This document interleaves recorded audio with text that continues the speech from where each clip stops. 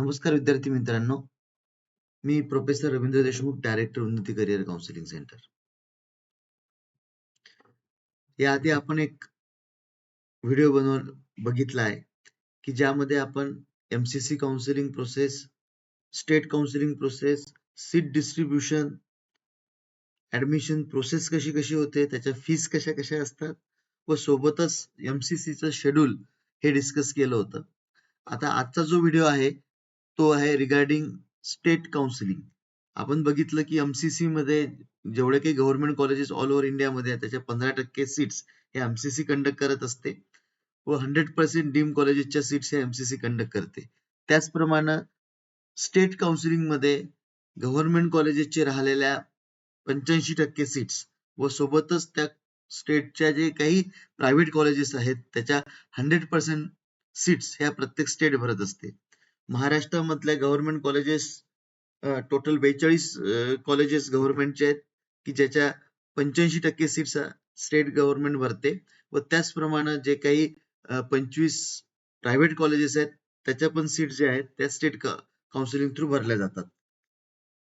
तर त्यासाठीचं नोटिफिकेशन हे सीईटी सेलनी आपल्याला इथे डिस्प्ले केलेलं आहे. म्हणजेच काय की आपल्याला ज्या ज्या विद्यार्थ्यांना महाराष्ट्रामध्ये MBBS व BDS साठी ऍडमिशन घ्यायचे आहे अशा विद्यार्थ्यांना आता गव्हर्नमेंटच्या 85% सीट्स व प्रायव्हेट कॉलेजेस ज्याला महाराष्ट्रामध्ये आपण सेमी म्हणतो त्याच्या 100% सीट्स ह्या सीईटी सेलच्या माध्यमातून भरल्या जातात.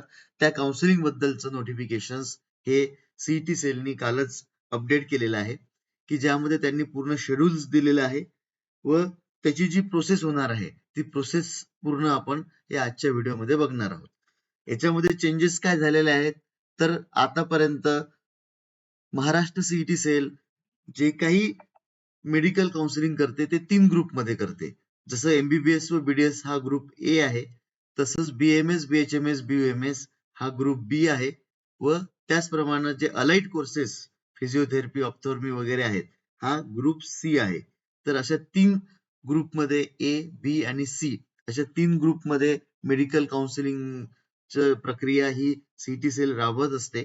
त्याच्यामध्ये दरवर्षी जी रजिस्ट्रेशन प्रोसेस सुरू व्हायची ती या तिन्ही ग्रुपसाठी एकत्र असायची. यावेळेस मात्र सीईटी सेलनी भरपूर काही चेंजेस करणार आहेत. त्याच्यामध्ये सगळ्यात पहिला चेंज हाच आहे की आपल्याला रजिस्ट्रेशन प्रोसेस ही त्यांनी MBBS व BDS साठी सेपरेट, ग्रुप B साठी सेपरेट व ग्रुप C साठी सेपरेट करणार आहे. तर आता हे जे नोटिफिकेशन आलेलं आहे हे अशा विद्यार्थ्यांसाठी आहे की ज्या विद्यार्थ्यांनी नीटची परीक्षा दिलेली आहे व ज्यांना MBBS व BDS साठी ऍडमिशन घ्यायची आहे 85% गव्हर्नमेंट सीटसाठी व 100% प्रायव्हेट कॉलेजेस ज्याला आपण सेमी म्हणतो त्यासाठीची. मग आता ज्या विद्यार्थ्यांना BMS, BHMS, BUMS साठी ऍडमिशन घ्यायची असेल त्यांच्यासाठीचं separate notification CET cell publish करेल. अलाइड कोर्सेस साठी आता त्याच्यामध्ये ऍड करते की सेपरेट करते हे आपल्याला त्याच वेळेस समजणार आहे. तर या नोटिफिकेशन मध्ये त्यांनी पूर्ण MBBS व BDS साठीची प्रोसेस व त्यासोबतच त्याचं शेड्यूल हे डिस्प्ले केलेलं आहे जे आपण आजच्या व्हिडिओमध्ये बघत आहे. पण हे शेड्यूल सुरू होण्याआधी आतापर्यंत आपण ग्रुपमध्ये बऱ्याच वेळा कॅटेगरी वाईज व विशिष्ट प्रवर्गा वाईज सर्व डॉक्युमेंट्स तुम्हाला सेंड केलेले आहेत. डॉक्युमेंटची लिस्ट सेंड केलेली आहे. त्याचप्रमाणे सीईटी सेलकडनं आलेल्या डॉक्युमेंटची लिस्ट पण आपण तुम्हाला सेंड केलेली आहे. ते सर्व डॉक्युमेंट्स तुम्हाला रेडी करून ठेवणं गरजेचं आहे. बरीचशी प्रोसेस ही MCCनी पण चेंज केलेली आहे. त्याच्यामधलं त्यांचं पोर्टल पण चेंज केलेलं आहे. तसंच सीईटीनी पण यावर्षी काही प्रोसेस चेंज केलेली आहे व त्यांचं जे पोर्टल आहे ज्या पोर्टलवर आपल्याला ही सर्व डिटेल इन्फॉर्मेशन भरायची आहे व पुढची कॅप प्रोसेस ऑप्शन फॉर्म फिलिंगची करायची आहे. याच्याबद्दल पण काही चेंजेस त्यांनी केलेले आहेत ते या शेड्यूलमध्ये आपण बघणारच आहोत. व त्याचप्रमाणे पोर्टलला पण त्यांनी जे मागच्या वर्षीचं पोर्टल होतं ज्यामध्ये आपण रजिस्ट्रेशन प्रोसेस आपला डेटा फिल करत होतो हा पण बऱ्यापैकी चेंज केलेला आहे. तर उन्नती करिअर काउन्सिलिंग सेंटरला रजिस्टर असणाऱ्या विद्यार्थ्यांना कुठल्याच प्रकारे घाबरायची गरज नाही आहे. उन्नती करिअर काउन्सिलिंग सेंटरच्या माध्यमातून आपण सर्व तुमची प्रोसेस ऑनलाईन पद्धतीची ही आपल्या उन्नती करिअर काउन्सिलिंग सेंटरमध्ये करून देणार आहोत.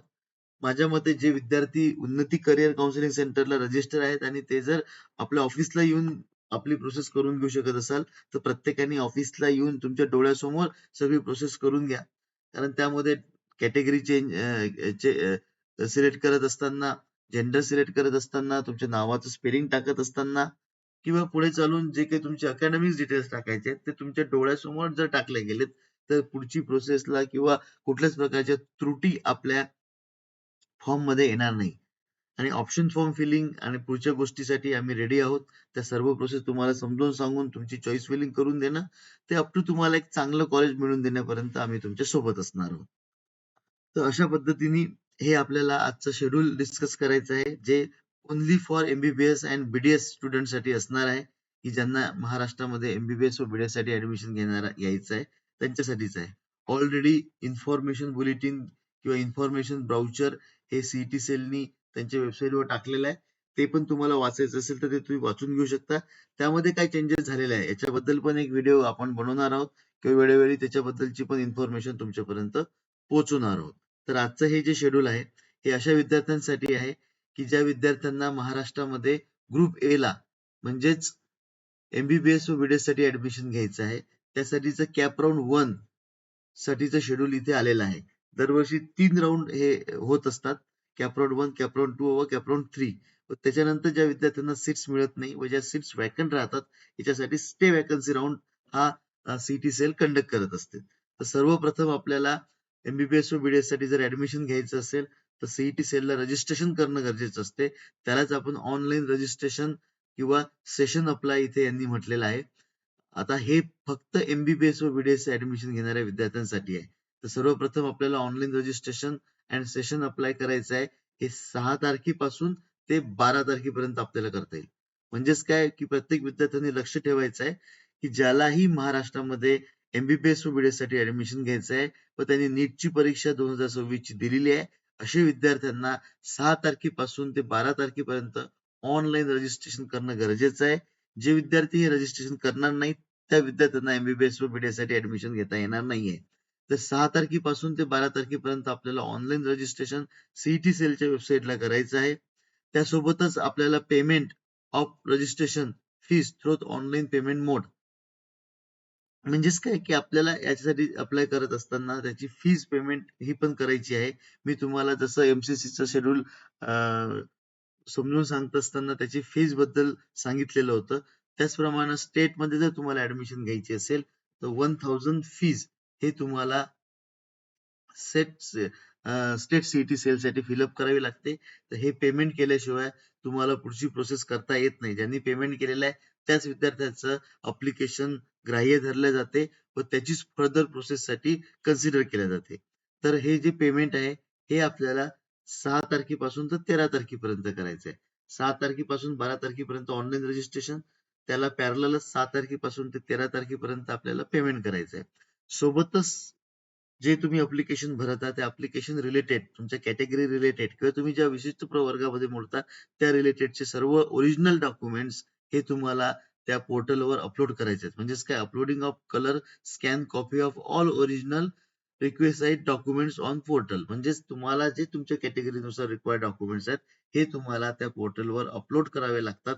त्यासाठी लक्षात ठेवायचं आहे की झेरॉक्स वगैरे कोणीच अपलोड नाही करायचं. ओरिजिनलच डॉक्युमेंट्स तुम्हाला अपलोड करायचे आहेत कलर मधले. तर ते तुम्हाला याला पॅरललच 6 तारखेपासून ते 13 तारखेपर्यंत रात्री 12 वाजेपर्यंत हे डॉक्युमेंट्स अपलोड करायचे. आता लक्षात घ्या हे आपण शेड्यूल जे बघून राहिलो ते ओन्ली एमबीबीएस व बीडीएसच्या विद्यार्थ्यांसाठी आहे.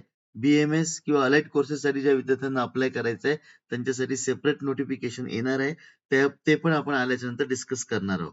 आता असे सर्व विद्यार्थी ज्यांना एमबीबीएस बीडीएस साठी ऍडमिशन घ्यायचं आहे अशा विद्यार्थ्यांना 6 ते 12 रजिस्ट्रेशन करणं गरजेचं आहे व 6 ते 13 पेमेंट व डॉक्युमेंट्स अपलोड करून घेणं गरजेचं आहे.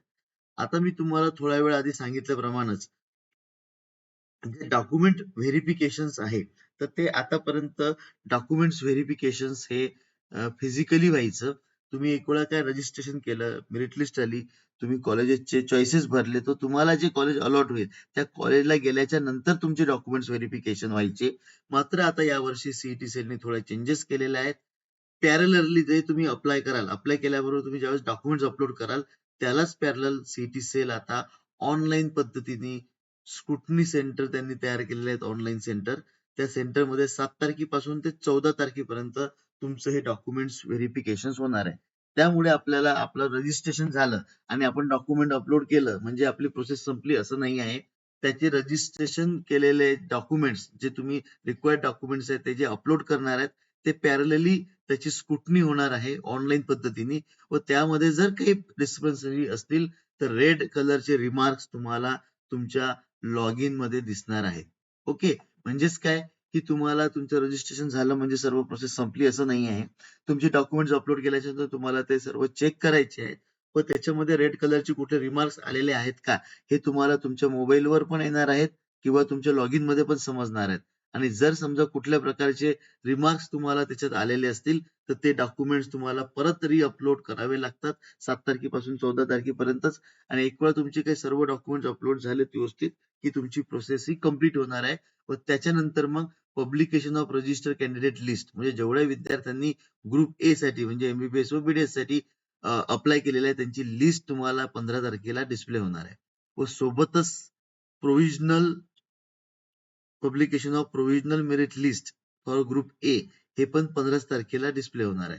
आता प्रोव्हिजनल मेरिट लिस्ट म्हणजे काय की ज्या ज्या विद्यार्थ्यांनी याच्यामध्ये अप्लाय केलेलं आहे त्या विद्यार्थ्यांचं ऑल ओव्हर महाराष्ट्रामध्ये काय मेरिट लिस्ट आहे, आपल्या कॅटेगरीमध्ये आपला काय मेरिट रँक आहे हे आपल्याला या मेरिट लिस्ट मध्ये समजत असते व एक वेळा काय मेरिट लिस्ट लागली की त्यानुसार आपण प्रत्येक विद्यार्थ्याला त्यांची प्रेफरन्स चॉईस फिलिंगचे प्रोव्हिजनल प्रेफरन्स लिस्ट प्रोव्हाइड करत असतो.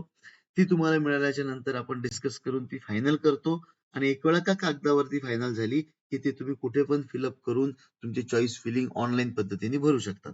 मात्र आता हे अप्लिकेशन केल्याच्या नंतर जी प्रोव्हिजनल मेरिट लिस्ट येईल ती लिस्ट प्रत्येक विद्यार्थ्यांनी चेक करणं गरजेचं आहे. त्यामध्ये आपल्या नावाचे स्पेलिंग, आपले जेंडर, आपली कॅटेगरी, आपले मार्क्स हे व्यवस्थित आले की नाही आले ते चेक करून घेणं गरजेचं आहे. आणि त्याच्यामध्ये जर कुठल्या प्रकारच्या त्रुटी किंवा करेक्शन असेल तर त्यासाठी आपल्याला सबमिशन ऑफ ग्रेव्हियन्स इफ एनी हे सीटी सेलनी प्रोव्हाइड केलेलं आहे की जे 16 आणि 17 या 2 दिवसामध्ये आपल्याला ते सबमिट करायचं आहे. आणि जर तुमचे काही करेक्शन्स असतील तर त्या करेक्शन्स बद्दल रिलेव्हंट नेसेसरी सपोर्टिव्ह डॉक्युमेंट्स हे आपल्याला अपलोड करावे लागतात.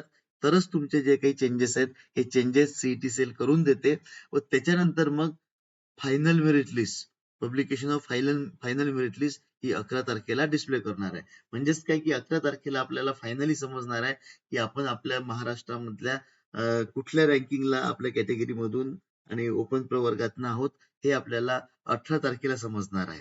त्याच्यानंतर 18 तारखेलाच सीट मॅट्रिक्स ही डिस्प्ले होणार आहे. आता सीट मॅट्रिक्स म्हणजे काय वारंवार मी नेहमीच्या व्हिडिओमध्ये तुम्हाला सांगितलंय. सीट मॅट्रिक्स म्हणजे नथिंग बट की किती सीट्स आपल्या कॅटेगरीसाठी प्रत्येक कॉलेजमध्ये रिझर्व्ह आहेत हे आपल्याला या सीट मॅट्रिक्स मध्ये समजत असते.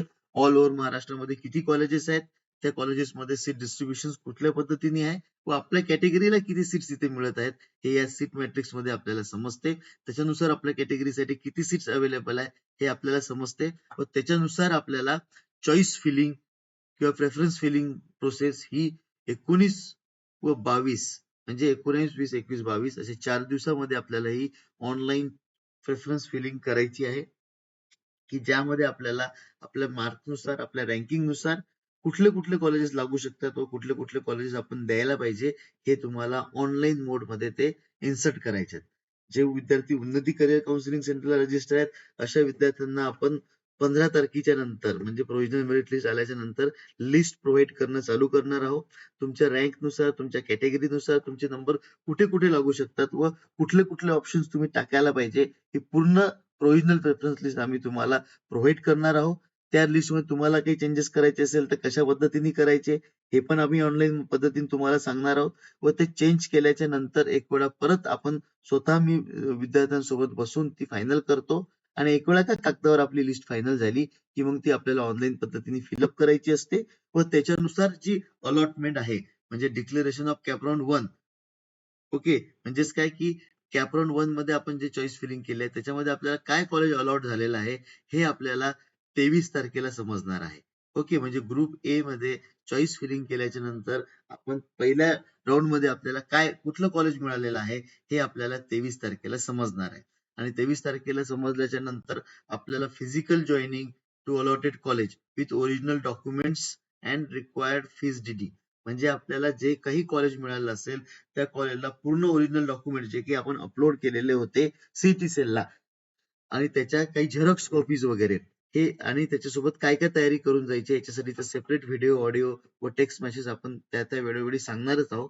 मात्र तुम्हाला एक वेळा काय कॉलेज अलॉट झालं तर त्या फिजिकल जॉईनिंगला पहिल्या राऊंडच्या 24 तारखेपासून ते 28 तारखेपर्यंत जायचंय. म्हणजे 24, 25, 26, 27, 28 असे 5 दिवस आपल्याला रिपोर्टिंगसाठी मिळणार आहेत.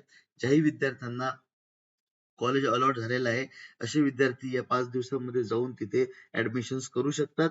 तिथे ऍडमिशन प्रोसिजरला जात असताना काय तयारी करून जायची, तिथे गेल्यानंतर आपल्याला रिटेन्शन येस करायचं आहे की नो करायचं आहे, या सगळ्याबद्दलचे डिटेल्स इन्फॉर्मेशन आपण वेळोवेळी तुमच्यापर्यंत पोहोचवणारच आहोत. उन्नती करिअर काउन्सिलिंगला रजिस्टर असणाऱ्या विद्यार्थ्यांना पर्सनली पण आम्ही या सर्व माहिती आणि इन्फॉर्मेशन प्रोव्हाइड करणार आहोत. तर अशा पद्धतीचं हे शेड्यूल असणार आहे. एमसीसीनी जे रिपोर्टिंग आहे हे ऑनलाईन पद्धतीने ठेवलेलं आहे. म्हणजे तुम्हाला प्रत्यक्षात जायची गरज नाहीये. पण त्या गोष्टी सीईटी सेलने एक्सेप्ट केलेल्या नाही आहेत अद्यावत. तुम्हाला फिजिकलीच प्रत्येक ठिकाणी जॉईनिंगला हे जावं लागणार आहे. कुठल्याच प्रकारचा शनिवार रविवार किंवा कुठल्याच प्रकारचा हॉलिडे नॅशनल असो की स्टेट हॉलिडे असो हा गृह्य धरला जाणार नाही. तुम्हाला जे शेड्यूल सीईटी सेलनी प्रोव्हाइड केलेलं आहे त्या शेड्यूल मध्ये कुठल्याच कॉलेजला किंवा कुठल्याच प्रकारच्या ऑफिसेसला सुट्टी नसणार आहे. त्यामुळे तुम्ही तिथे जाऊन ह्या प्रोसेस करू शकतात. मात्र जर रिपोर्टिंग करत असताना कुठले हॉलिडेज येत असतील आणि बँक बंद असतील तर तुम्ही त्यांना चेकच्या स्वरूपात सुरुवातीला ऍडमिशन करताना ती चेक देऊन पण तुम्ही ऍडमिशन करू शकता. पण नेक्स्ट डेला तुम्हाला परत तो डीडी तयार करून त्यांच्यापर्यंत प्रोव्हाइड करून द्यायचा आहे. आता हा डीडीज का बरं द्यायचा आहे, डीडी कसा काढायचा आहे, डॉक्युमेंट्स कसे करून न्यायचे या सर्व बद्दलचा डिटेल्स व्हिडिओ आपण नेक्स्ट व्हिडिओ हा त्याच्याबद्दल बनवणार आहोत की ज्याच्यामध्ये तुम्हाला या सगळ्या प्रोसेस समजणार आहे. तर अशा पद्धतीने हे सीईटी सेलचं नोटिफिकेशन आलेलं आहे. सगळ्यात महत्वाची डेट्स 6 तारीख ते 12 तारीख ही महत्वाची डेट्स आहेत. जे विद्यार्थ्यांना एमबीबीएस व बीडीएस साठी काउन्सिलिंग करायचे आहेत असे विद्यार्थी उन्नती करिअर काउन्सिलिंग सेंटरला व्हिजिट करून आपलं रजिस्ट्रेशन प्रोसेस करू शकतात. जे विद्यार्थी साठी येणं शक्य नाही असे विद्यार्थी ऑनलाईन पद्धतीने पण आमचं उन्नती करिअर काउन्सिलिंग सेंटरचं सबस्क्रिप्शन घेऊ शकतात. ऑनलाईन पद्धतीने पण आपण त्यांना आमच्या व्हॉट्सअप ग्रुपच्या माध्यमातून सर्व इन्फॉर्मेशन देऊन पर्सनल त्यांना इथे एक ऑपरेटर प्रोव्हाइड करून त्यांची पूर्ण प्रोसेस ही ऑनलाईन पद्धतीने पण करून घेऊ शकतो.